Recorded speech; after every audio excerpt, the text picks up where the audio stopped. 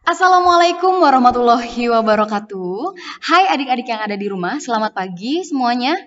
Salam semangat dari saya. Nah, terkhusus untuk adik-adik kelas 10 TKRO 1, 10 TKRO 2, dan kelas 10 TBSM ya. Nah, pada kesempatan kali ini pada pelajaran simulasi dan komunikasi digital dengan pengajar Feranita Effendi, nah kita akan mempelajari tentang apa sih? Oke, mengevaluasi paragraf deskriptif, argumentatif, naratif, dan persuasif. Jadi kita mengevaluasi paragraf deskriptif, argumentatif, naratif, dan persuasif. Oke, kita lanjut. Yang pertama ada pengertian paragraf deskriptif. Kita akan membahas tentang paragraf deskriptif terlebih dahulu ya. Nah, apa sih paragraf deskriptif? Adalah sebuah paragraf yang menggambarkan atau melukiskan sebuah objek tertentu melalui kata-kata yang bisa merangsang panca indera sehingga pembaca seolah-olah melihat atau merasakan sendiri benda atau objek yang dideskripsikan oleh penulis. Lalu bagaimana ciri-cirinya? Nah, kita bahas ya. Ciri-ciri yang pertama, menggambarkan atau melukiskan suatu objek seperti benda, tempat, atau suasana tertentu. Kemudian yang kedua, melibatkan panca indera, yaitu pendengaran, penglihatan, penciuman, pengecapan, dan perabaan. Ciri yang ketiga, menjelaskan ciri-ciri fisik dan sifat objek tertentu, seperti warna, ukuran, bentuk, dan kepribadian secara terperinci. Lalu, ciri selanjutnya banyak ditemukan kata-kata atau frase yang bermakna keadaan atau kata sifat. Lalu, di sini ada jenis paragraf deskriptif. Yang pertama ada deskripsi spatial. Nah, deskripsi spatial ini atau paragraf ini menggambarkan atau melukiskan suatu objek yang berupa ruang atau tempat. Lalu yang kedua ada deskripsi subjektif, di mana paragraf ini berisi gambaran atau lukisan objek yang didasarkan tafsiran atau kesan perasaan penulisnya. Nah, penulis ini menggambarkan objek tersebut dengan opini atau kesan pribadinya. Misal, kalian sebagai penulis, nah kalian ingin menggambarkan lautan, ya kan? Atau pantai. Nah, menurut kalian, menurut pemikiran kalian atau opini kalian dan hal yang kalian rasakan, pantai itu tuh seperti apa sih? Pantai itu dingin, anginnya. Pantai itu luas, dengan pasir putih, membuat kenyamanan dalam diri. Suasananya membuat segar pikiran. Nah, itu kan penulisnya menggambarkan objek tersebut dengan opini atau kesan pribadi, ya kan? Lalu bagaimana dengan deskripsi objektif? Jadi, deskripsi objektif ini suatu paragraf yang menggambarkan atau melukiskan suatu objek tertentu secara apa adanya, sehingga pembaca dapat membayangkan keadaan yang sebenarnya pada objek tersebut. Paragraf ini tidak disertai dengan opini atau kesan penulis. Jadi, deskripsi objektif ini merupakan paragraf yang menggambarkan dengan sebenar-benarnya keadaan nyatanya gitu. Misalkan, kalian ingin menggambarkan pantai. Pantai berpasir putih. Misalkan kalian ke pantai yang berpasir putih ya. Pantai berpasir putih dikelilingi oleh pohon kelapa, kemudian dikelilingi dengan banyak batu karang. Nah, itu kan keadaan yang sebenarnya ya, tanpa disertai dengan opini atau kesan dari penulisnya. Lalu bagaimana dengan paragraf argumentatif? Paragraf argumentatif adalah sebuah paragraf yang gagasan utamanya dikembangkan dengan cara menjabarkan pendapat, ulasan, bahasan, atau ide pribadi penulisnya. Nah, tujuan dari paragraf ini adalah untuk meyakinkan atau mempengaruhi pembaca agar memiliki pendapat yang sama dengan pendapat penulis. Lalu bagaimana dengan ciri-ciri paragraf argumentatif? kita bahas ya. Yang pertama berisi pendapat, pandangan, atau keyakinan penulis terhadap suatu permasalahan. Lalu yang kedua, memiliki data-data faktual yang digunakan untuk meyakinkan pembaca. Bagaimana pembaca ingin yakin kalau misalkan si penulis ini tidak memiliki data-data yang faktual atau yang sesuai ya data-datanya ya. Nah, yang ketiga ada menjabarkan suatu permasalahan dengan cara menganalisa dan menganalogika.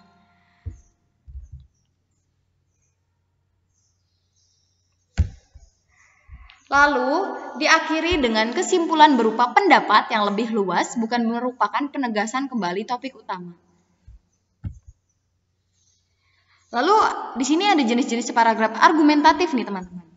Yang pertama, paragraf argumentasi sebab ke akibat. Paragraf ini diawali dengan pendapat-pendapat yang berupa sebab-sebab dari suatu permasalahan tertentu yang pada akhirnya diarahkan pada satu kesimpulan umum yang disebut juga dengan akibat dari sebab-sebab tersebut. Jadi, sebab dulu kemudian akibat ya.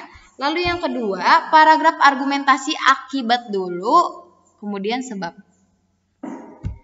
Nah, paragraf argumentasi ini diawali dengan pendapat-pendapat yang berupa akibat dari suatu permasalahan tertentu dan pada bagian akhir paragraf dijabarkan yang menjadi penyebab akibat tersebut. Jadi bisa dibedakan ya antara ini dengan ini. Jadi yang pertama ini sebab akibat, yang kedua ini akibat sebab. Lalu paragraf naratif. Paragraf naratif adalah jenis karangan yang mengungkapkan suatu kisah, peristiwa, atau pengalaman pribadi berdasarkan urutan-urutan kejadian atau peristiwa. Nah, paragraf naratif ini merupakan paragraf yang berisi tentang pemaparan suatu kejadian yang dirangkai dalam kesatuan waktu. Lalu bagaimana cirinya? Pertama nih ada tokoh, tempat, waktu, dan suasana yang diceritakan. Kemudian yang kedua, mementingkan urutan waktu maupun urutan peristiwa. Lalu, tidak hanya terdapat dalam karya fiksi, cerpen, novel, roman gitu ya, tetapi juga terdapat dalam tulisan non-fiksi, bisa biografi, cerita nyata dalam surat kabar, sejarah, riwayat perjalanan. Lalu apa sih Bu jenis-jenisnya apa saja? Nah, jenis naratif teks ini atau paragraf naratif ini pertama, paragraf naratif urutan waktu. Paragraf naratif urutan waktu menonjolkan sisi urutan waktu terjadinya peristiwa. Hal ini sering disebut dengan istilah kronologi, kejadian ya. Lalu yang kedua ada paragraf naratif utama tempat kejadian. Paragraf naratif urutan tempat menonjolkan tempat atau lokasi terjadinya peristiwa. Jadi kalau misalkannya urutan waktu ini menonjolkan waktunya atau hal ini sering disebut dengan istilah kronologi ya, kejadiannya nih. Kemudian yang kedua ini tempat, lebih menonjolkan tempat atau lokasi ya. Lalu yang selanjutnya ada paragraf persuasif. Paragraf persuasif adalah paragraf yang isinya berusaha untuk merebut perhatian pembaca. Paragraf ini disajikan secara menarik nih teman-teman. Bagaimana mengajaklah intinya gitu ya. Nah, meyakinkan mereka bahwa pengalaman yang disiratkan itu merupakan suatu hal yang amat penting. Karena itu, terkadang paragraf persuasi sering digunakan sebagai paragraf propaganda oleh lembaga kesehatan, pemerintah, dan lain-lain. Bagaimana sih ciri-ciri paragraf persuasif? Yang pertama, penulis memahami bahwa pendirian dan pemahaman pembaca dapat diubah. Lalu yang kedua, berusaha menjelaskan dan menarik kepercayaan pembaca. Lalu yang ketiga, berusaha menciptakan kesepakatan atau penyesuaian melalui kepercayaan antara penulis dengan pembaca. Lalu selanjutnya, berusaha menghindari konflik agar kepercayaan tidak hilang dan supaya kesepakatan pendapatnya tercapai. Lalu selanjutnya menunjukkan fakta-fakta dan data untuk menguatkan argumentasi.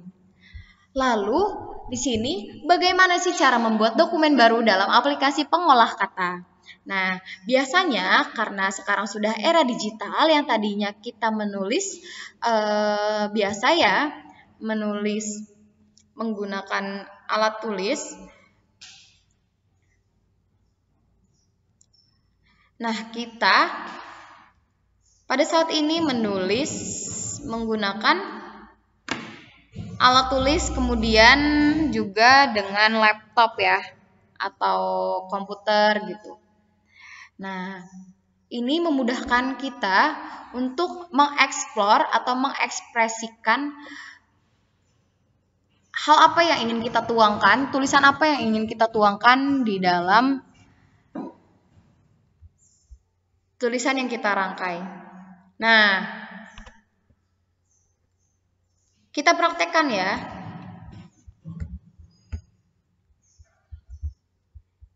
Kita masuk ke Microsoft Word.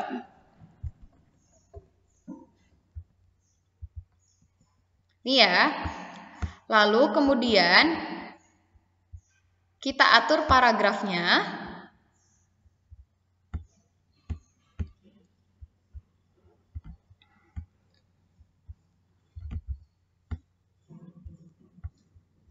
Kita atur page setup-nya nih. Page setup-nya.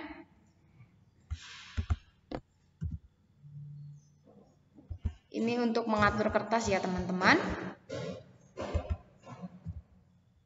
Misal di sini kita atur 3 semua. Lalu kita atur kertasnya, kita menggunakan A4. Oke. Nah, misal gini, kalian ingin menuangkan atau menggambarkan tentang gunung. Kita ke deskriptif, ke paragraf deskriptif ya. Kita contoh cepat aja.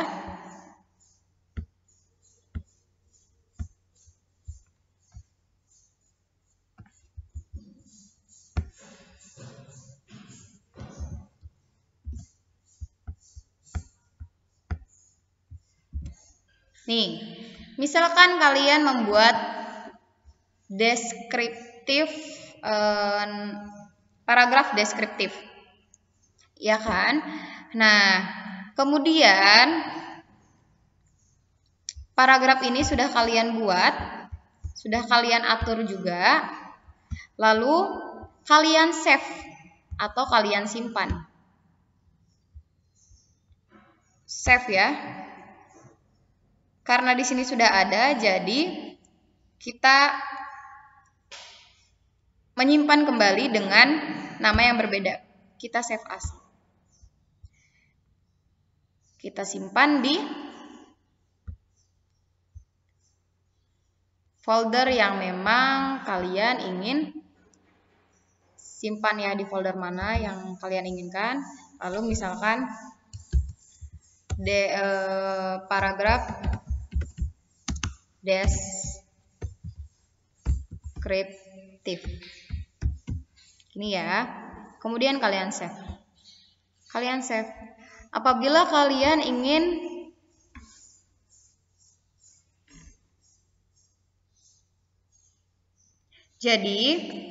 ketika kalian membuka Microsoft Word, kemudian kalian membuat, kalian jangan lupa tentang pengaturan kertasnya. Kemudian kalian simpan ya. Tadi simpannya sudah bisa kan ya? Tinggal klik ini ya, save. Ini nih, save. Nanti kalian tuliskan. Nah, apabila kalian sudah mempunyai data ini, sudah ada datanya. Nah, kalian ingin menyimpan dokumen dengan nama lain, kalian tinggal klik file, kemudian save as. Nah, terus tuliskan nama lain. Seperti itu ya teman-teman. Nah, apabila kalian ingin mencetak, kalian ke file, kemudian print. Nah, kalian cek dulu nih. Kalian cek dulu sudah benar atau belum. Setelah itu kalian print. Sudah selesai. Dan dokumen pun tercetak. Semangat belajar terus ya teman-teman yang ada di rumah. Cukup sekian yang bisa Ibu sampaikan, semoga kalian paham. Ibu mohon undur diri. Wabillahi taufiq wal hidayah. Wassalamualaikum warahmatullahi wabarakatuh.